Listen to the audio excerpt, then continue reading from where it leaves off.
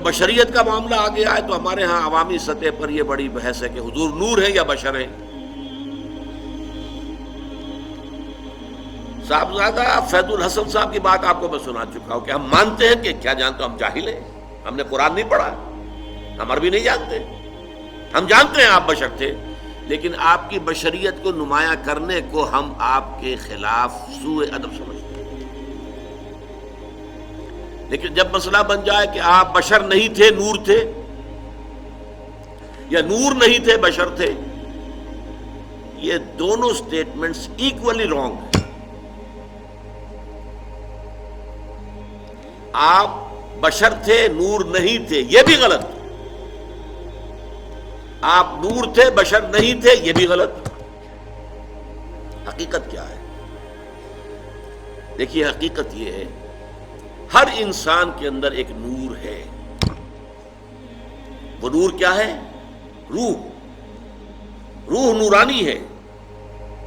اقبال نے بہت خوبصورت شعر کہا ہے, نقطۂ نوری کے نام او خودی, اسی سے ہے یہ سیلف, میں, انا. ادھر حقیقت اسی روح کا ظہور ہے.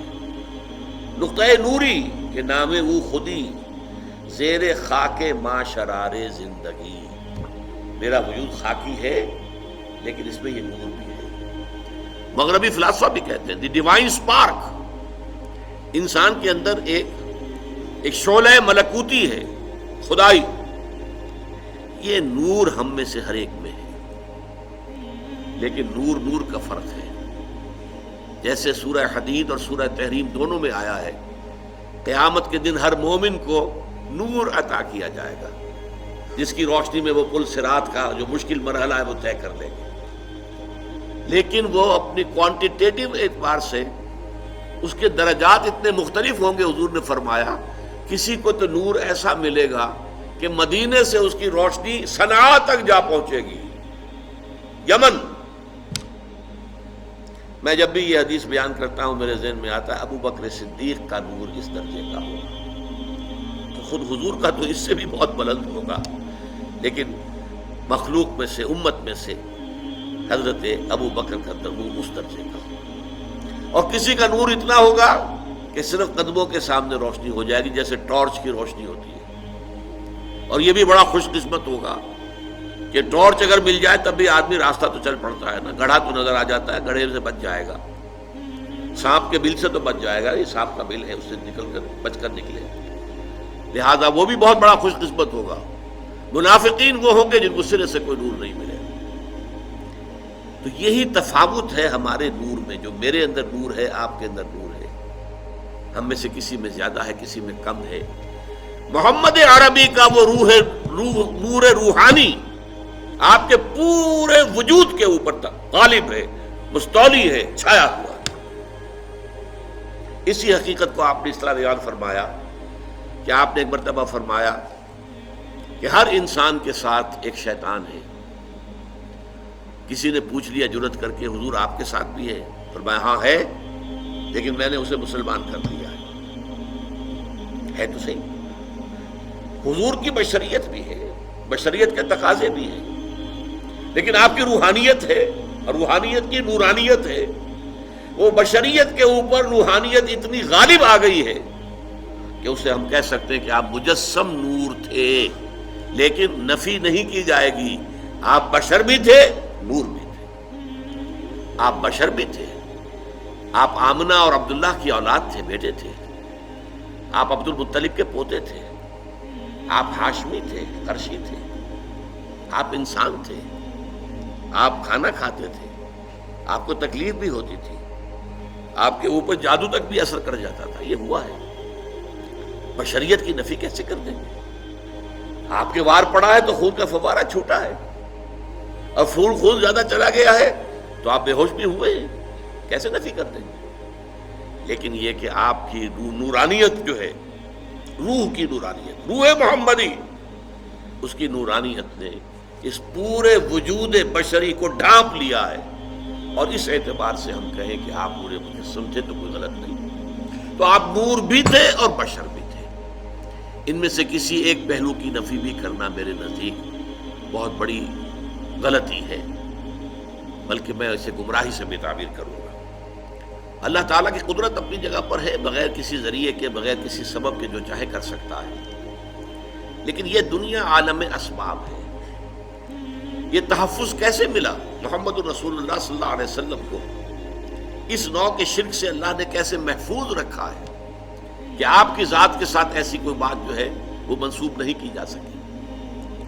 پہلی بات یہ، قرآن مجید میں آپ کی بشریت کو بہت نمایاں کیا گیا کہ آپ بشر ہیں۔ سورہ بنی اسرائیل میں آتا ہے کہ مکے کے جو سردار تھے قریش کافر، انہوں نے کہا کہ اچھا یہ ہمیں کر کے دکھا دو، یہ معجزے دکھا دو، تمہارے لیے ایک محل تیار ہو جائے فوراً دیکھتے ہی دیکھتے، ایک باغ ہو یہاں پر مکے کی سنگلاخ زمین میں بے آب و گیا وادی کے اندر، کھجوروں کا انگوروں کا باغ ہو اور اس میں چشمہ بھی بہہ رہا ہو، یہ کر کے دکھا دو، آسمان پہ چڑھ کے دکھا دو، آسمان کا کوئی ٹکڑا ہم پر گرا کے دکھا دو، کچھ تو کر کے دکھاؤ نا تاکہ ہم تمہیں مانیں کہ تم اللہ کے رسول ہو۔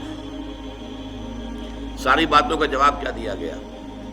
قل سبحان ربی هل کنت الا بشرا رسولا، اے نبی کہہ دیجئے میرا رب پاک ہے، وہ سب کچھ کر سکتا ہے، لیکن میں نے تو کبھی دعویٰ نہیں کیا، میں نے خدا ہونے کا دعویٰ تو نہیں کیا، میرا دعویٰ تو یہ ہے کہ میں بشر ہوں اللہ کا اور رسول ہوں، میں بشر ہوں اور اللہ کا رسول ہوں، یہ دعویٰ ہے۔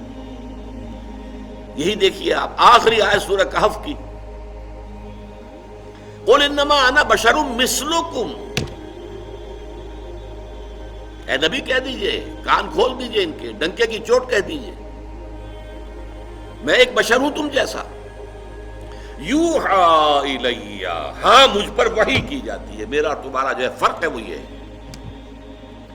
تمہارے لیے علم صرف یہی ہے جو حواس خمسہ سے اور عقل سے حاصل ہو جاتا ہے، بس میرے پاس ایک اور ذریعہ علم ہے، وہ وحی کا ہے، یوحی الی، میں ہوں تو بشر تم جیسا، قل انما انا بشر مثلکم یوحی الی، مجھ پر وحی کی جاتی ہے، انما الہکم الہ واحد، کہ تمہارا الہ تو بس ایک ہی الہ ہے، ایک ہی معبود ہے جو تنہا ہے، اکیلا۔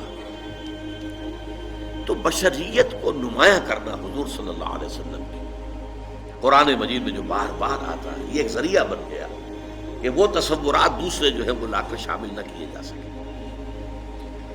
اس معاملے میں سورہ تغابن کی 2 آیات جو بڑی اہم ہے، وہاں فرمایا گیا ہے کہ پچھلی جو قومیں آئیں جن کے پاس رسول آئے،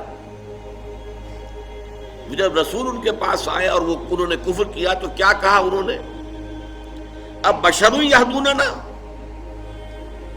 فکفروا وتولوا واستغنى اللہ، کیا بشر ہمیں ہدایت دیں گے؟ ہمیں ہدایت دینے کے لیے فرشتہ آتا تو ہم مان لیتے، یہ تو ہمارے جیسا بشر ہے، اس کے بھی 2 ہاتھ ہمارے بھی 2 ہاتھ، اس کے بھی 2 آنکھیں ہماری بھی 2 آنکھیں، اس کو بھی پیٹ لگا ہوا ہے کھانے کو مانگتا ہے، ہمارا بھی پیٹ ہے کھانے کو مانگتا ہے، یہ بھی بازاروں میں گھومتا پھرتا ہے، مال ھذا الرسول یمشی فی الاسواق ویاکل الطعام، کھانا کھاتا ہے بازاروں میں گھومتا ہے، تو یہ رسول کیسے ہو سکتا ہے؟